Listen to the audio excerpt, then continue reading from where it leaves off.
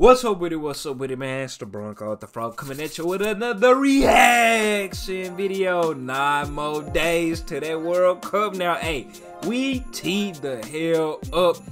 I'm pretty sure every country done released their World Cup roster by now. I seen some people ask me to react to the United States roster, or react to the English roster, but I ain't really got enough knowledge about everybody on the team. I know a couple of people from each team. Like I know like a couple of people from each team that I can like talk about for real.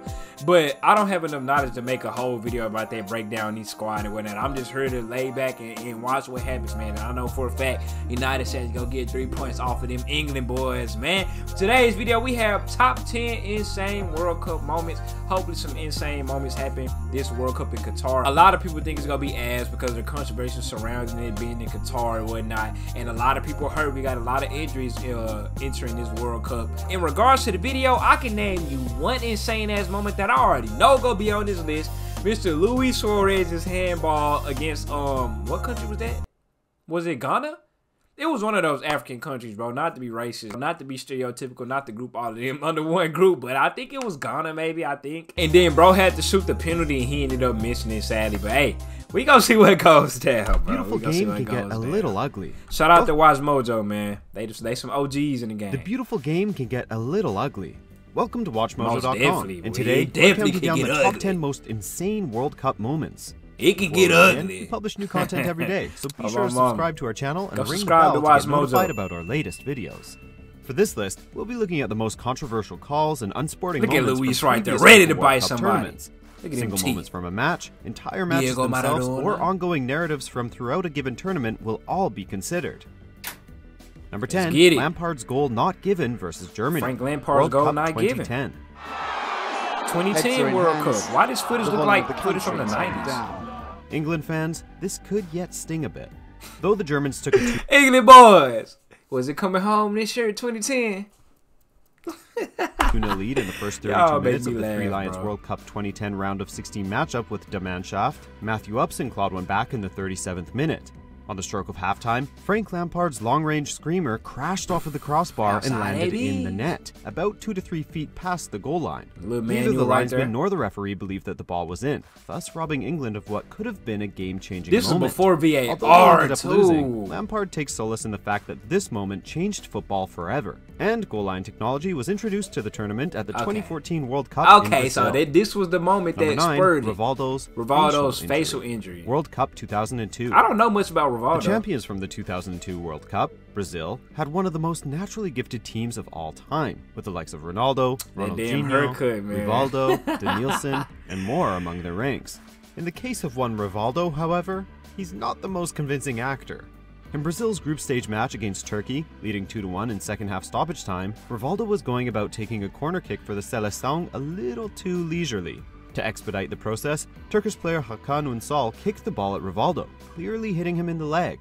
Rivaldo went down clutching his face in agony. Ünsal was given his marching orders, and later, upon reviewing tape of the incident, Rivaldo was handed a fine from FIFA for conning the referee. Come on, bro. Number 8, the Battle of Nuremberg. I hate people. I be seeing compilations and stuff like that, bro. I actually probably seen that clip. The ball kicking the leg and bro holding the face. I hate when people flop and they hold the wrong body part. Like, bro, at least make it look realistic. Damn. The Battle of Nuremberg. 2006.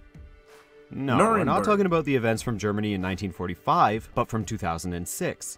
Portugal and Holland can officially say that they took part in the dirtiest game in World Cup history. Dirtiest game in World Cup history. Early when Dutch grinder Mark van Bommel received a yellow in the second minute for a foul on Cristiano Ronaldo. Then, Ronaldo was targeted again in the 7th from Khalid Boularus. From there, a flurry of cards flew from referee Valentin Ivanov's pocket, as the Russian handed out a total of 16 yellows and sent off 4... Damn! 16 yellow cards in one match? He said they sent off who? Players. A record for cards shown in a FIFA international tournament. On average, players were getting booked every 5.5 minutes. Jeez. Number 7, a little help for the hosts.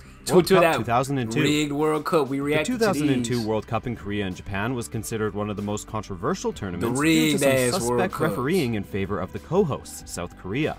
First, South Korea eliminated Italy after referee Byron Moreno first disallowed a perfectly legal goal for Italy. Look at his face, look at his face, look at his face. He ain't trying to hurt none of that. He's not trying to hear none of that y'all talk about, bro. He say, I already got my check. I got my paycheck under the table. And then sent off their star, Francesco Totti, for what he deemed to be a dive.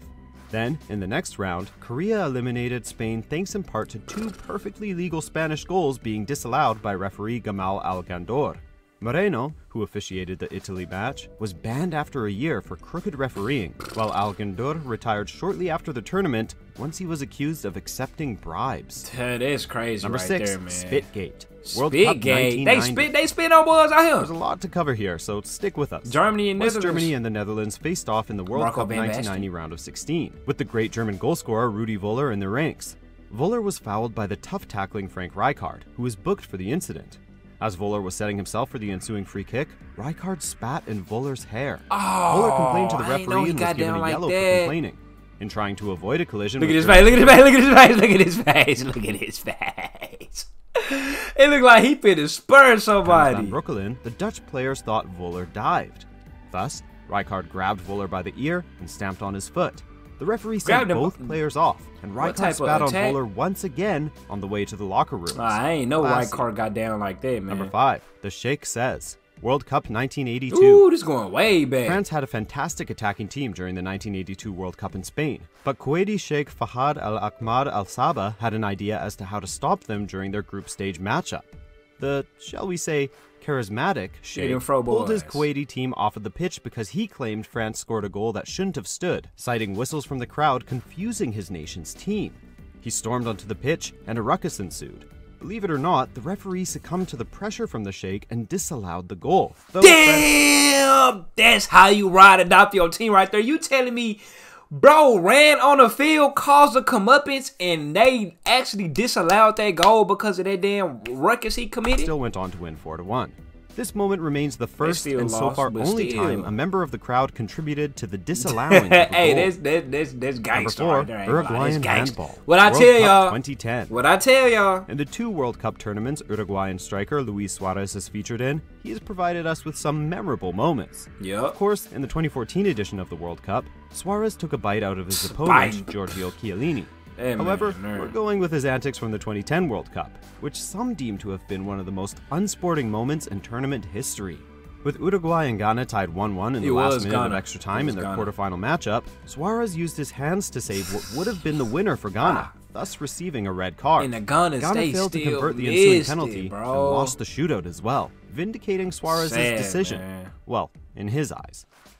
Number 3, ain't Ghana and Uruguay in the same group now? 1986. Hand the guy, yeah. Diego Maradona was far and away the best player in world football at the time of the 1986 World Cup in Mexico. That boy was swag. But he needed a hand in order to drag his Argentinian team past England in the quarterfinals. Everybody had on their booty shorts. Some called the goal of the century to make it 2-1 for Argentina. Maradona scored perhaps the most controversial goal of the century.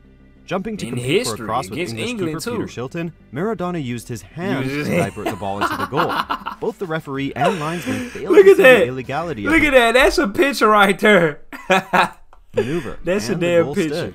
After the match, Maradona told reporters that he was helped by the hand of God.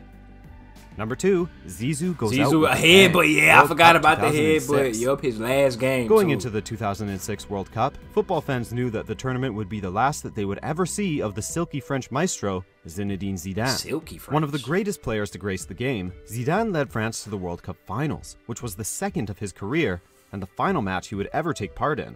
In a moment of madness that will never be forgotten, Zidane headbutt Italian defender Marco Materazzi in the chest, receiving a red card in the 110th minute of extra time, thus putting an early end to his career. He got a France went on to lose the final in a penalty shootout, leaving French fans wondering what could have been if Zizou kept his head. Yeah, he could have hit that, and Zidane could have made his penalty. A coma-inducing collision. World Cup 1982.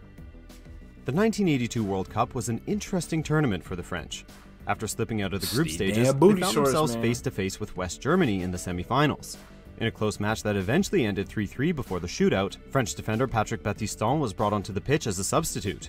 After just 10 minutes, he found himself one-on-one with German keeper Harald Schumacher. Schumacher made no attempt at playing the ball, choosing instead to jump hip-first into Battiston's head. Oh, man! A goal kick was awarded, and for his efforts, Battiston lost 3 teeth, damaged a few vertebrae, needed oxygen on the pitch, and went straight to the hospital. Michel Platini claims that he thought Battiston was dead, as he was pale and had no pulse.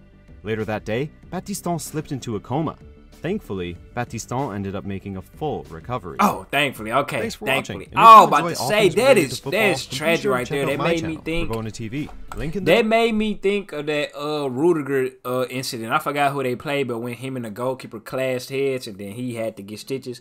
But in this instance, bro just jumped hip first into his head to say, "Forget the ball. I'm finna hurt the goalkeeper." Knocked 3 of his teeth out. Concussion, all of that, and slipped in a coma later, bro. That's just sad right there. But hey, man. Top 10 insane World Cup moments. My favorite moment definitely got to be the Zinedine headbutt, bro. Especially if that's your last game, your last match. That's what I know Zinedine by. You know, I didn't watch football back in the day. I just started watching a year and a half ago. All I know Zinedine by is headbutting with that big bald ass head, man. Let me know down in the comments what's y'all favorite insane moment for the World Cup, or if they miss anything on their list, man. I'm out.